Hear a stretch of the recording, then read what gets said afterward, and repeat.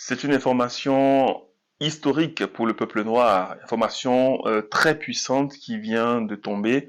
On en parle dans Les Vérités d'Imhotep, c'est parti. Awayo, awayo, awayo, awayo, awayo, awayo, awayo, awayo, awayo, awayo, awayo, awayo,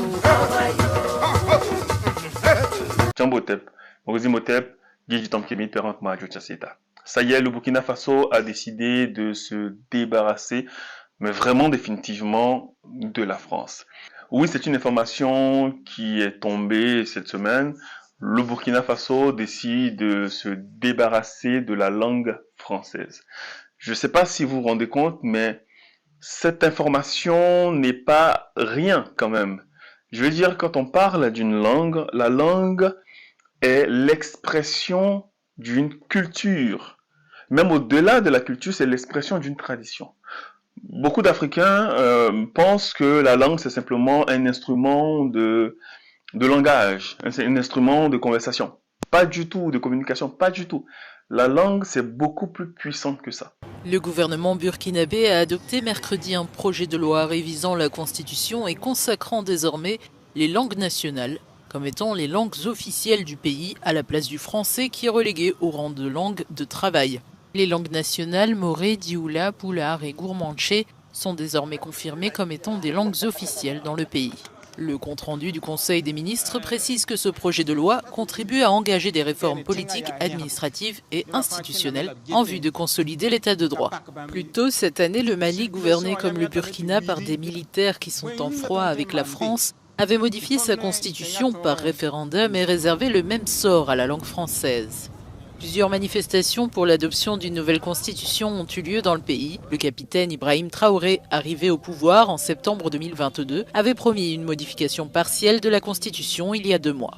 Depuis l'arrivée au pouvoir du capitaine Traoré, le Burkina s'est éloigné de la France, ancienne puissance coloniale et partenaire historique. Je suis tombé sur une vidéo il n'y a pas longtemps d'un monsieur, je crois que c'était un rabbin, qui disait que quand on vous enlève votre langue et quand on vous donne une autre langue, on vous détruit du point de vue culturel, du point de vue cultuel, du point de vue identitaire. C'est-à-dire qu'on détruit votre identité. Et donc, la France qui arrive en Afrique, qui met les Africains en esclavage, qui colonise une grande partie du territoire africain, notamment l'Afrique de l'Ouest, avec cette zone qui est devenue la Haute-Volta, et puis en 1884, le Burkina Faso par Thomas Sankara, a imposé le français comme langue d'abord de colonisation et ensuite comme langue du pays. Parce que vous savez que le Burkina Faso faisait partie de l'alliance de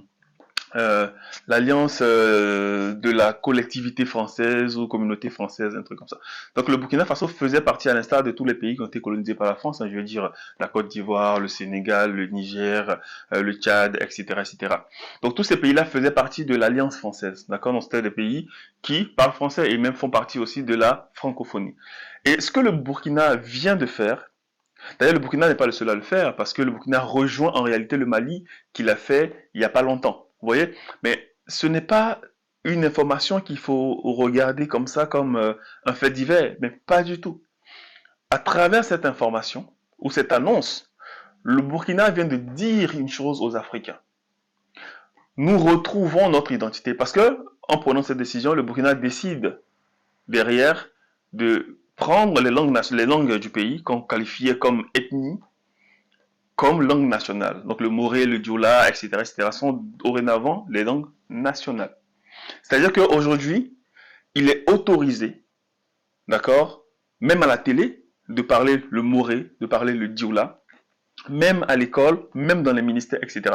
Le français, c'est juste une langue de travail. C'est-à-dire que, comme on sait que le Burkina, comme dans beaucoup de pays d'Afrique, il y a plusieurs groupes ethniques, d'accord, ou plusieurs royaumes, parce qu'ethnie, c'est un peu péjoratif. Plusieurs royaumes qui ont été mélangés, qui vivent tous ensemble, une forme de grande communauté, et les gens ne parlent pas le même langage, d'accord, la même langue maternelle. Et donc, forcément, pour communiquer dans le cadre du travail, en priorité, et puis dans le cadre d'autres besoins amicaux, etc., peuvent utiliser le français comme langue de connexion. Mais sinon, c'est comme un peu l'anglais. C'est que si moi, je veux dire, j'arrive, je sais pas moi, en Chine, je veux parler avec un Chinois, on va essayer de parler anglais. Si j'arrive, je sais pas moi, au Liban, je sais qu'ils parlent français, mais je veux dire, voilà, il y a des endroits où en Égypte, par exemple, on va parler l'anglais. Pourtant, ils ne sont pas, c'est pas les Anglais, je ne suis pas un Anglais, voilà, langue de connexion. Mais en dehors de cela, nos langues prennent le dessus sur le français. Et donc, c'est une façon de dire, nous sommes en train de renaître. Mais renaître comment? Renaître d'abord par notre histoire, renaître par notre identité qui nous a été confisquée. Parce que parler dans une langue, c'est penser dans cette langue. Je l'ai dit, c'est pas simplement s'exprimer, c'est penser dans cette langue. Puisque tu vas matérialiser ta pensée, ou tu vas construire même ta pensée en te basant sur les expressions qui te sont permises ou qui font partie de ton champ de compréhension, ton champ de vision, ton champ d'explication. Donc naturellement, tu vas parler en français. Si moi je veux discuter en français, exprimer une pensée en français, je vais chercher dans le français les mots, les expressions qui correspondent à l'idée que je veux émettre. Sauf que l'idée que je veux émettre peut ne pas se trouver, ou le fond de ce que je veux exprimer peut ne pas se retrouver dans la langue française. Donc moi, je serais obligé de travestir ma pensée pour utiliser une langue, au final, qui a des éléments, des codes, d'accord, qui malheureusement vont me permettre d'exprimer ce que je vais exprimer, mais pas la réalité de ce que je vais exprimer, parce que cette langue-là, elle n'est pas la mienne. Vous comprenez? Et c'est ce qui a fait que malheureusement beaucoup d'Africains, pendant des années, des millénaires, voire les afro-descendants, beaucoup se sont retrouvés à se dénaturer, à perdre en puissance, à perdre en énergie, en vibration.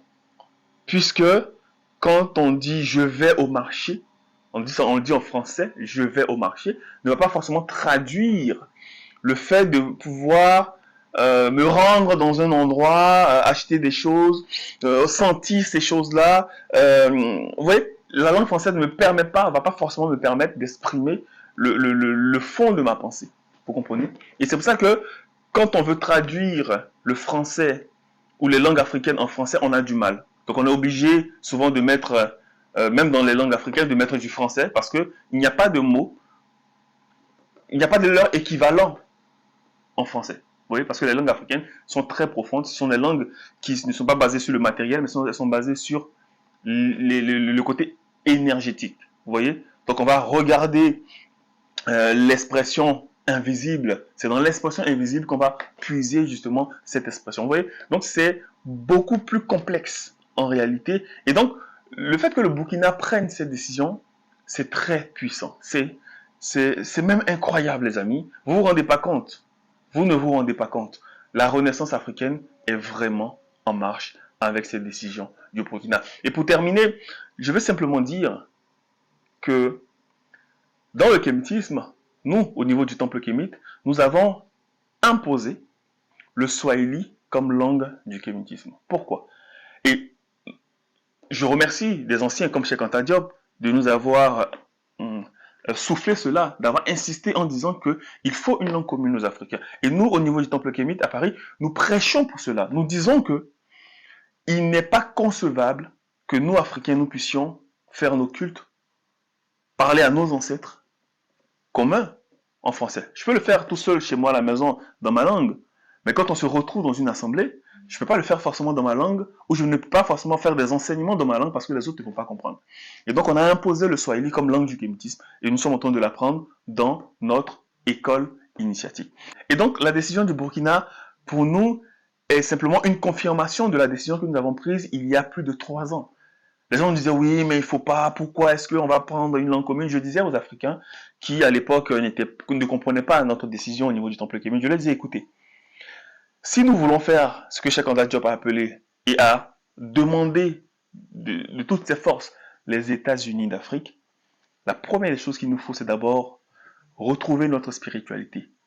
Mais quand nous retrouvons notre spiritualité, il faut exprimer cette spiritualité-là entre nous et il faut la faire dans une langue commune. Et cette langue-là, c'est le Swahili.